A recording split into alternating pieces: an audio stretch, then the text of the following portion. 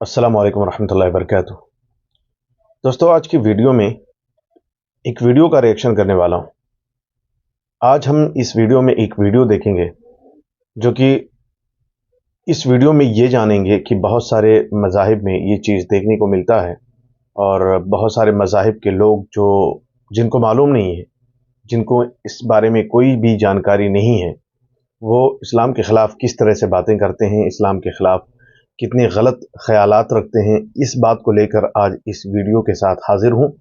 जिस तरह लोगों के दिलों में, लोगों के जहनों में ये बात खटकती रहती है कि मुसलमान इस तरह के हैं, अपने रिश्तों में, अपने घरों में शादियां करते हैं और अपने बहनों से शादियां करते हैं। ये सारी चीज़ें, जो ये कॉन्सेप्ट है ना, लोगों के ख्यालों में, लोगों के दिलों में, लोगों के जहनों में, उस बात को आज इस वीडियो में बिल्कुल क्लियर हो जाएगा कि ये बात कितनी हकीकत है और कितनी झूठ है। क्योंकि सोशल मीडिया पे बहुत तरीके से इस बात को लेकर ट्रेंड किया जाता है, लोगों को शेयर किया जाता है, बताया जाता है गलत तरीके से। जिनका बयान है शेख जलालुद्दीन साहब कासमी, जो कुरान और हदीस से इतनी ठोस सबूत और दलील के साथ पेश करते हैं कि उसमें कोई शक व शुबहा की गुंजाइश नहीं होती। हम आज ऐसी ही वीडियो को लेकर हाजिर हैं। रिश्तों में कौन हमारे लिए हलाल है, कौन हमारे लिए हराम है। तो चलिए अब देखते हैं वीडियो को पूरा। 7 औरतें जिनसे शादी करना हराम है और वो नसबी हैं, नसब से 7 औरतें हराम हैं। बताइए कौन कौन? माँ, बेटी, बहन, फूफी, खाला, भतीजी, भांजी। बताइए। हुर्रिमत अलैकुम उम्महातुकुम व बनातुकुम व अखवातुकुम व अम्मातुकुम व खालातुकुम व बनातुल अखी व बनातुल उख्त। कितने हुए? 1 2 3 4 5 6 7 मुहर्रमात नसबी हैं, नसब से हैं, खून एक है सबका। और आगे बयान किया जा रहा है जो नसब से हराम हो जाएं वो रज़ाअत से भी हराम हो जाती हैं। मसलन किसी बच्चे ने किसी औरत को दूध पी लिया, उसकी रज़ाई माँ है, अब उसकी बेटी से शादी नहीं कर सकता, ये उसकी रज़ाई बहन है वो। तो यही 7 रज़ा से भी हराम हो जाएंगी। तो 7 औरतें नसब से हराम हैं और वही 7 औरतें रज़ात से हराम हैं। और वो उम्महातुकुम अल्लाती अरज़अनकुम व अखवातुकुम मिनर रज़ा कह करके बात को खत्म कर दिया गया।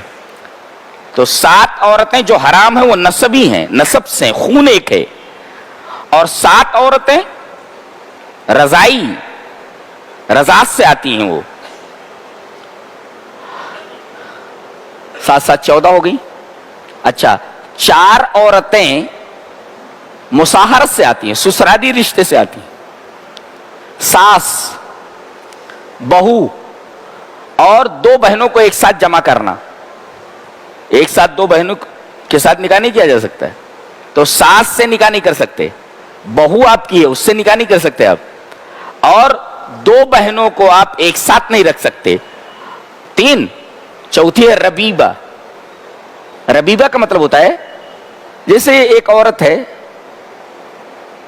उसके पहले शौहर से उसकी बेटी है, अब उसने तलाक दे दिया या वो आदमी मर गया, अब आप इस औरत से शादी करते हैं तो उसकी जो बेटी है पहले शौहर से, ये बेटी रबीबा है, इससे आप शादी नहीं कर सकते। अगर करना हो तो इस औरत से शादी ना करो, डायरेक्ट उससे कर लो, ऐसा हो जाता।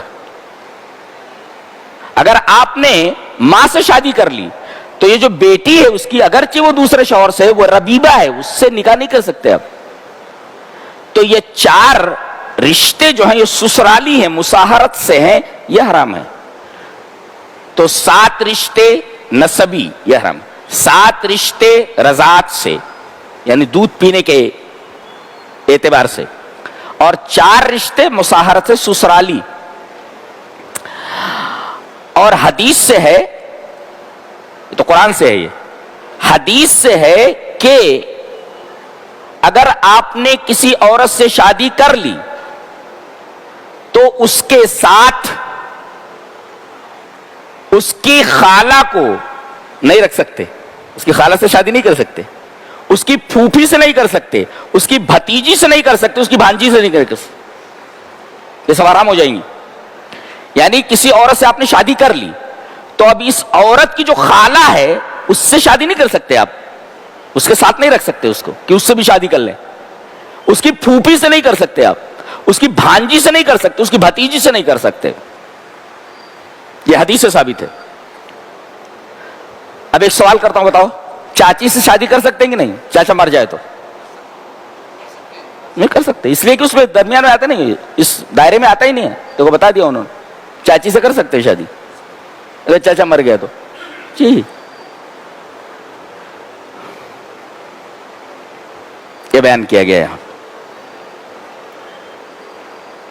اس کے بعد ایک اور عورت سے نکاح حرام بتایا گیا، والمحصنات من النساء، جو عورتیں کسی کے عقد میں ہیں، جیسے زید کی نکاح میں ایک عورت ہے تو وہ شادی شدہ ہے نا، وہ اپنے شوہر کے ساتھ ہے، اب یہ شادی شدہ عورت سے آپ نکاح نہیں کر سکتے اس لیے کہ وہ دوسرے کے عقد میں ہے نا، والمحصنات من النساء کہہ کر کے بتایا گیا، یہ بھی حرام ہے، جب تک وہ اس کے عقد میں ہے تب تک آپ اس سے نکاح نہیں کر سکتے، والمحصنات من النساء کہہ کر کے بتایا گیا، یہ عورت بھی حرام ہے۔ اس کے بعد اصول بتایا گیا، وَأُحِلَّ لَكُم مَّا وَرَاءَ ذَلِكُم، اس کے علاوہ جتنی بھی عورتیں ہیں سب حلال ہیں۔ ایک نقطہ اس کے اندر یہ معلوم ہوا کہ الحرام محصور لہو حد، یعنی حرام کی حد ہے، لمیٹڈ ہے، والحلال ہیز نو لمٹس، حلال کی کوئی لمٹ نہیں ہے، لیس لہو حصر، لیس لہو حد، یعنی حرام کی حد ہے، بتا دیا گیا اتنی عورتیں حرام ہیں، اس کے بعد کہا گیا اس کے علاوہ جو ہے سب حلال ہے، جو اس کا مطلب ہے حرام اس کی لمٹ ہے، حلال کی لمٹ نہیں ہے، اتنی چیزیں حرام ہے، اس کے علاوہ جتنی ہے سب حلال ہے، یہ قاعدہ ہے۔ جی ہاں، تو یہ وہ کانسیپٹ تھا جہاں پر شیخ جلال الدین صاحب قاسمی نے اس بات کو بالکل کلیئر کر دیا قرآن و حدیث کے ذریعے سے۔ اب تو شاید کوئی بھی کسی بھی کاسٹ کا ہو، کسی بھی مذاہب کا ہو، اب اس پر سوال تو نہیں اٹھا سکتا، کیونکہ انہوں نے بالکل حلال و حرام کی تہذیب و ترکیب جو قرآن و حدیث سے ثابت ہے انہوں نے بتا دی ہے۔ اس ویڈیو کو دیکھنے کے بعد بہت سارے لوگوں کو اس بات میں جو تھوڑی بہت غلط فہمیاں رہی ہوں گی وہ بالکل کلیئر ہو گئی ہوگی۔ اس طرح کی ویڈیو دیکھنے کے لیے ہمیں فالو کیجیے اور سبسکرائب کرنا مت بھولیے۔